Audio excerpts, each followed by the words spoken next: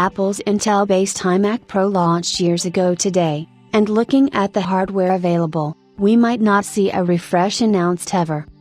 The Apple Silicon era started with the unveiling of the M1 in 2020, and while the company continued to introduce redesigns of its current Macs, there were always speculations concerning the arrival of the iMac Pro.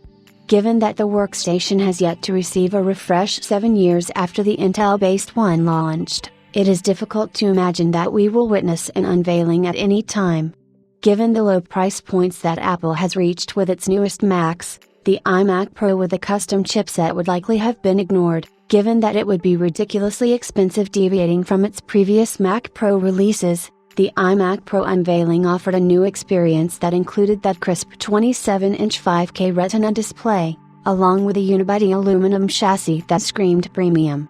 Unlike the other iMac models at the time, the iMac Pro is not powered by desktop-class Intel processors but workstation-class Xeon ones in the 8-core, 10-core, 14-core, and 18-core configurations. Additionally, buyers with deep pockets could configure their machines with AMD Vega graphics, ECC RAM, and more, all for a grand total of $4,999. Assuming an Apple Silicon iMac Pro launch happens, with the workstation possibly flaunting an M4 Ultra, would it make sense at the same $4,999? Most certainly not, because it is not just about owning the best, but at what price you can get these products. Apple's name can no longer be synonymous with a company that offers hardware at inflated prices, with a prime example being the M4 Mac Mini. At $579 on Amazon, this compact but exceptionally powerful computer sports 16 GB of unified memory and 256 GB storage at a price that nearly everyone can entertain. Here is the best part. The 512 GB storage model is not all that expensive either at $744. When comparing the PC market, there is nothing of the sort that can compete with the M4 Mac Mini, and its price will ensure that this product sells in droves. Apple applied the same pricing tactic to the M4 MacBook Pro, with its 16 GB unified RAM and 512 GB storage available for $1,449 on Amazon. If the 7-year-old iMac Pro would compete with the M4, it would get absolutely H-ed in a variety of tests.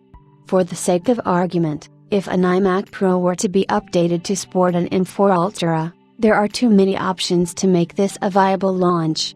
Also, bear in mind that with the M4 Pro and M4 Max already available to be configured with Apple's latest MacBook Pro models, that just leaves the M4 Ultra. So far, we have not heard of the company introducing any iMac Pro that will feature its workstation-class chipset, meaning that the SoC is likely reserved for Mac Studio and Mac Pro refreshes, which we should expect in the middle of 2025.